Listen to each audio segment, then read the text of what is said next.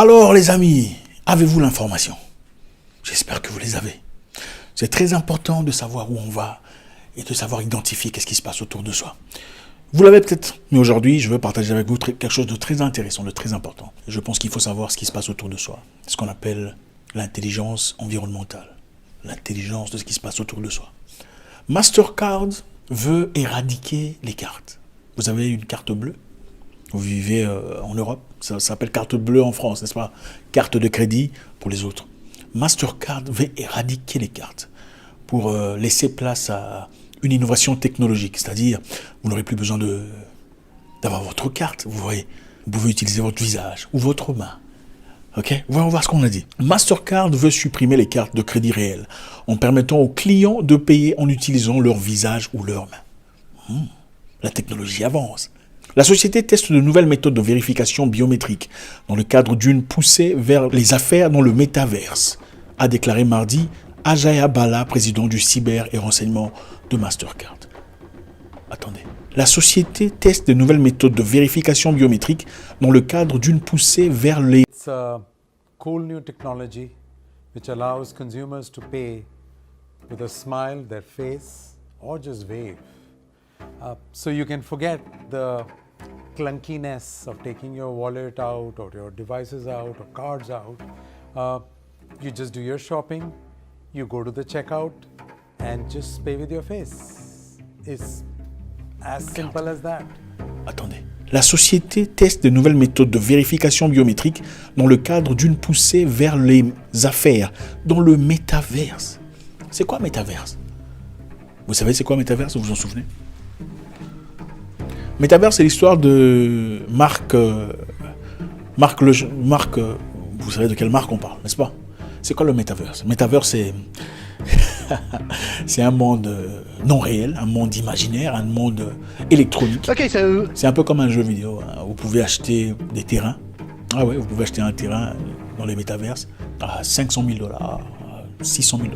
Oui, dans le métaverse. Vous pouvez créer votre personnage, c'est-à-dire une personne pas physique, une personne avec un peu votre visage, vos particularités, votre barbe, votre moustache, votre style, dans le métaverse. C'est un peu renvoyer les gens dans un monde imaginaire, de monde virtuel, un monde de jeux vidéo. Vous pouvez désormais travailler à travers le métaverse, pas besoin d'aller à l'office, pas besoin de voir son boss, vous pouvez rester à la maison et vivre dans un monde de métaverse. Acheter à manger dans le métaverse, comme dans un jeu vidéo.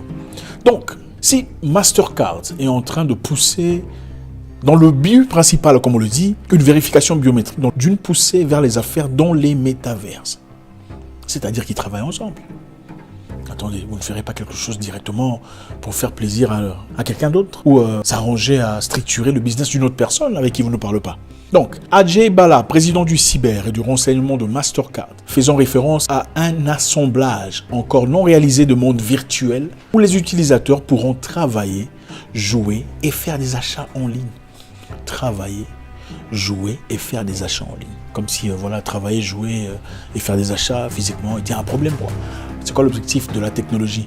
Beaucoup disent c'est pour simplifier les choses, faciliter la vie, ne plus vous casser la tête. C'est pour vous faciliter de jouer, travailler et faire des achats en ligne. Comme si jouer, aller dehors, jouer à la balle était un problème. Travailler comme vous travaillez aujourd'hui, évidemment, c'est un problème. Il faudrait trouver un moyen plus simplifié. Travailler en ligne et faire des achats en ligne. Parce que aller à la boutique, c'est trop fatigant. C'est énervant. Comment vous pouvez aller à la boutique si vous pouvez commander en ligne? Les essais de nouvelles options du paiement ont débuté aujourd'hui au Brésil. Mastercard, collaborant avec une grande chaîne de supermarchés brésiliens, et Payface, une société spécialisée dans le logiciel de reconnaissance faciale pour permettre un paiement numérique. C'est-à-dire, les gens vont payer avec leur visage. Plus besoin de carte. Des tests supplémentaires sont prévus au Moyen-Orient, en Asie et plus tard en Afrique cette année. La façon dont nous payons doit suivre le rythme de notre façon de vivre, de travailler et de faire les affaires, offrant le choix aux consommateurs avec les niveaux de sécurité les plus élevés, a déclaré Bala dans un communiqué. On doit donner les conditions de sécurité les plus élevées, comme si les conditions aujourd'hui n'étaient pas appropriées. C'est génial. Il y a beaucoup de gens qui disent la technologie avance, la technologie progresse, il faut progresser avec la technologie. Toute innovation n'est pas une amélioration. Attention. Je vous donne un exemple simple. Vous savez, en Grèce, il y a quelque temps, battait son plein une crise économique incroyable. Et comme les gens n'avaient pas accès à leur argent, ils devraient tous aller à la banque, c'est-à-dire à l'ATM pour sortir de l'argent. Malheureusement, on ne pouvait sortir que $60 par jour. Ou à peu près 60 euros, ou 56 euros. Donc, peu importe l'argent que vous avez, 1 million, 100 000 dollars en banque, 60 euros par jour, vous pouvez sortir. Parce que votre argent physique a disparu. En Chine, il y a beaucoup de choses qui se passent. C'est un pays très poussé sur le plan technologique. En Chine, on fait beaucoup, en tout cas la majorité d'endroits, on ne fait plus de paiement par monnaie. Il n'y a presque plus de monnaie. Vous ne faites d'ailleurs même plus de paiement par carte. En Chine, il faut simplement présenter votre visa. Et puis voilà, c'est bon, ça passe. C'est simple. Vous voulez acheter quoi que ce soit, on sait voir ce que vous êtes. Voilà, ça passe. Ça semble beau, n'est-ce pas? Ça semble intéressant pour ceux qui adorent la technologie. Mais en y pensant, comme l'homme n'est jamais parfait, la technologie pourrait être parfaite pendant qu'un homme n'est jamais parfait, avec ses intentions qui viennent toujours derrière sa création. Aujourd'hui en Chine, vous ne pouvez pas passer inaperçu. Peu importe où vous allez, la technologie peut déterminer votre hauteur, votre grandeur, votre nom, votre taille, votre âge, votre direction, ce que vous avez acheté en dernier, à qui vous avez envoyé de l'argent, avec qui vous avez communiqué. On sait dire dans quelle direction vous partez. Il n'y a plus de liberté. Un monde sans cash, c'est le monde vers lequel on nous pousse. Un monde de métaverse. Vous aimez le métaverse, vous voulez entrer dans le métaverse. Moi, je ne sais pas si je veux entrer dans le métaverse. Nous vivons dans un monde où on veut nous obliger une direction générale pour tout le monde. C'est-à-dire quelqu'un est assis là avec son argent, il dit désormais, je vais créer un monde où on va vous imposer une structure pyramidale de vie. Désormais, plus besoin d'argent pour acheter ce que vous voulez. D'abord, laissez-moi vous dire, notre compte Facebook a été bloqué. On ne peut plus publier, malheureusement, parce qu'on dit que nous propageons la haine. Je ne sais pas dans quel sens, sur quelle vidéo on a propagé la haine, je ne sais pas. On ne fait que pointer, en tout cas à ce que je sache, les choses qui sont vraies et vérifiables. On n'a rien inventé. Si on dit que Léopold II a tué des gens, je ne sais pas si c'est moi qui l'invente. En quoi est-ce que c'est la haine? Est-ce que ne sommes-nous pas censés parler d'une histoire qui a été vécue pour de vrai? C'est-à-dire, je n'ai plus le droit de publier. Je ne sais pas, ça, c'est en vérification. Okay? En vérification. Pour combien de temps, on ne sait pas. Metaverse avait créé un système de paiement. Il y avait depuis un temps un moyen, ça veut dire Facebook, un moyen de faire un paiement par Facebook, envoyer de l'argent à quelqu'un. C'est-à-dire, à chaque fois que tu fais quelque chose contre la demande de la communauté, on peut bloquer votre argent. Vous comprenez? Je répète, Metaverse ou Facebook avait créé depuis un temps un système de paiement. Donc on pouvait envoyer de l'argent à quelqu'un à travers Facebook. Je ne sais pas si vous le savez. Malheureusement, les règles, pour ceux qui savent, de Facebook sont autoritaires, incroyables, inexplicables, inacceptables. Comparé à la Corée du Nord, c'est très similaire. Tu ne peux pas dire ça, tu ne peux pas faire ça, tu ne peux pas remettre ça en cause, tu ne peux pas parler de Léopold II, tu ne peux pas parler de l'histoire de Malema en train de demander aux autres là de quitter, tu ne peux pas parler de l'histoire de Sankara. Donc tout ça c'est hate speech, donc incitation à la haine. Et avec ça, on bloque ton utilisation, on bloque tout ce qu'on peut bloquer. Mais ce qui est intéressant, c'est quoi? Mastercard est en train de pousser les gens vers le paiement par visage pour bénéficier du monde du Metaverse. Metaverse qui appartient à qui? À la même entreprise qu'on connaît?